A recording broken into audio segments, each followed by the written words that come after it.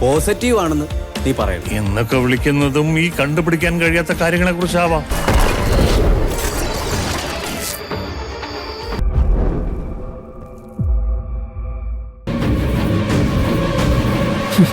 കൂടെ നിൽക്കുന്നവര് നഷ്ടപ്പെടുന്നതിന്റെ സങ്കടം എന്താണെന്ന് അറിയോ നിനക്ക്? അതും അറിയിച്ചു തരാം. നിനക്കറിയാത്ത പാഠങ്ങൾ പലതും പഠിപ്പിച്ചിട്ടേ ഞാൻ ഇനി നിന്നെ ഈശ്വരമംഗലത്തിന് പുറത്തേക്ക് വിടൂ.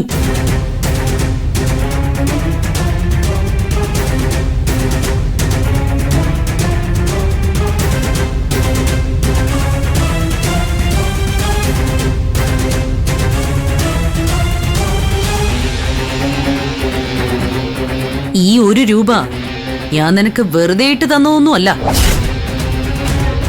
ഗൗതമിന്റെ ഭാര്യ പദവി നഷ്ടപ്പെട്ട് ഈശ്വരമംഗലം വീട് വിട്ട് തെരുവിലിറങ്ങുമ്പോ ഈ 1 രൂപയ്ക്ക് വേണ്ടി നീ ഭിക്ഷയാചിക്കുന്നൊരവസ്ഥയുണ്ടാവും.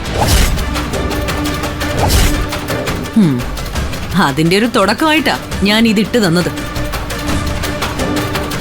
ദക്ഷിണയല്ല, എന്റെ ഭിക്ഷ.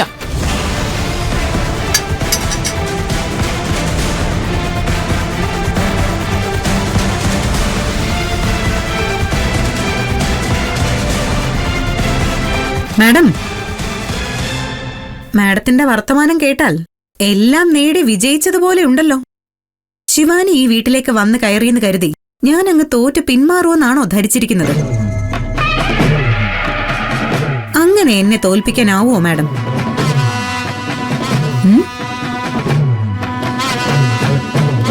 ഇത്രയും കാലം ശിവാനി ഇവിടേക്ക് വരാൻ പാടില്ല എന്ന് ഞാൻ പറഞ്ഞിട്ടുണ്ടെങ്കിൽ അതെന്നെ പുറത്താക്കുമെന്ന് ഭയന്നിട്ടൊന്നുമല്ല.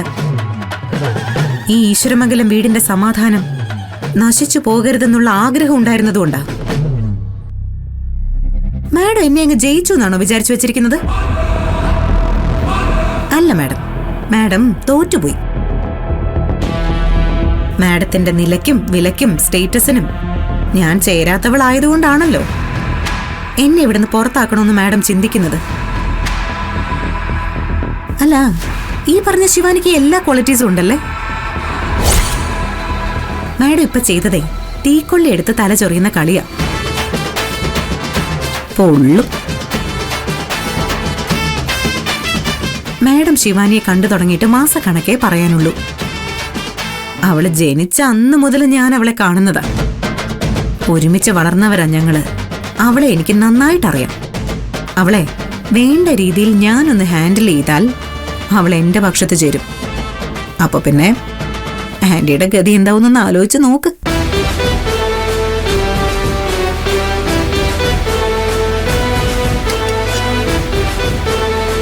ഇത്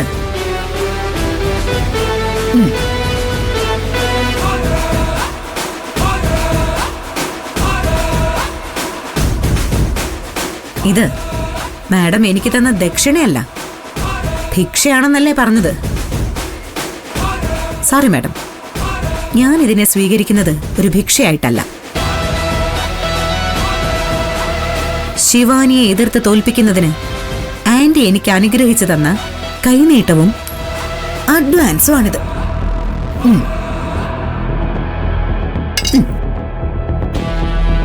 മാഡം എന്നെ ഏൽപ്പിച്ച ദൗത്യം ഞാൻ ഉത്തരവാദിത്തത്തോടെ ചെയ്തിരിക്കും. Thank you madam.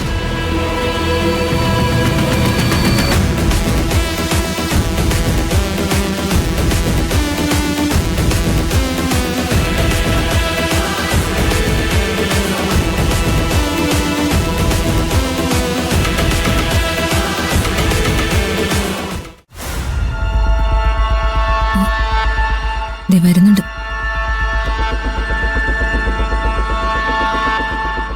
ഇനിയിപ്പോ എന്തൊക്കെ ചടങ്ങുകളാ നടത്തി കൊടുക്കാനുള്ളത് പറ.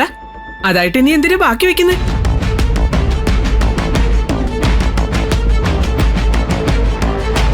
ഗതി കെട്ട് നാണം കെട്ട് ഈ പരുവത്തിൽ എത്തിയില്ലേ? പറ, ഇനി എന്താ വേണ്ടത്? വീട്ടിലേക്ക് വന്നു കയറുന്ന മരുമകൾക്ക് ഒരു നിലവിളക്ക് കൊടുത്ത് കയറ്റാനുള്ള നാട്ടുനടപ്പ് മര്യാദ പോലും കാണിക്കണമെന്ന് ഏട്ടത്തിക്ക് തോന്നിയില്ല അല്ലേ? ആ, ഇനിയിപ്പോ അത് നടക്കുകയില്ലല്ലോ. മുറപ്രകാരം ചെയ്യേണ്ട വേറെ ചില കാര്യങ്ങളൊക്കെ ഉണ്ടല്ലോ. അതെങ്കിലും ചെയ്താ മതി. എന്ത് മുറ? എന്താ ചെയ്യേണ്ടത്? പുറത്ത് നാട്ടുകാർക്ക് കണ്ടു ചിരിക്കാൻ ഒരു കാഴ്ച ഒരുക്കണ്ടെന്ന് കരുതി അകത്തേക്ക് കയറ്റിയെന്ന് വെച്ച് ഇതിൽ കൂടുതലൊന്നും പ്രതീക്ഷിക്കണ്ട. വിവരക്കേട് പറയല്ലേ ഗൗതം. നീയും വിവാഹം കഴിഞ്ഞവനാണ്. ഒരുത്തിയെ താലി കെട്ടി നീ ഇങ്ങോട്ട് കൊണ്ടുവന്നതല്ലേ? നിലവിളക്ക് കൊടുത്ത് സ്വീകരിക്കാൻ കഴിഞ്ഞില്ല എങ്കിൽ പൂജാമുറിയിൽ കൊണ്ടുപോയി ഒന്ന് വിളക്ക് കത്തിക്കണ്ടേ നവവധുവിനെ കൊണ്ട്?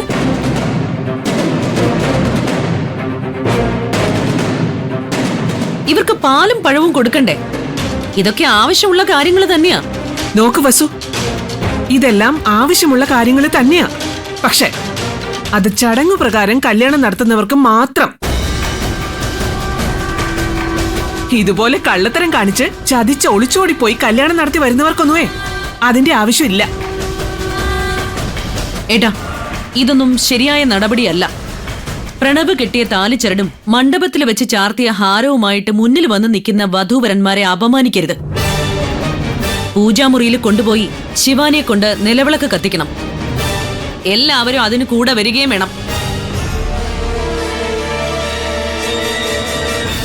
എടുത്തീ വന്നേ. ഗൗതം, നീ വാ.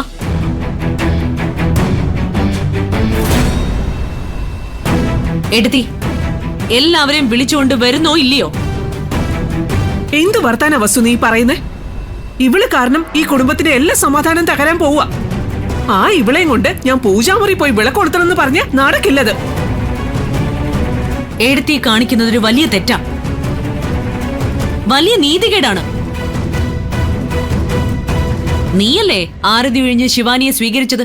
നീ തന്നെ എല്ലാവരെയും വിളിച്ചോണ്ട് വരണം. ഏട്ടാ, ഇവർക്കൊക്കെ എടുത്തുചാട്ടം കൂടുതലാണ്. ഏട്ടൻ വിവേകത്തോടെ ചിന്തിക്കണം. ഏട്ടാ, പറഞ്ഞു പറഞ്ഞ് എന്നെ കൊണ്ട് ഓരോന്ന് വെറുതെ വിളിച്ച് പറയിപ്പിക്കരുത്. അറിയാലോ എന്നെ.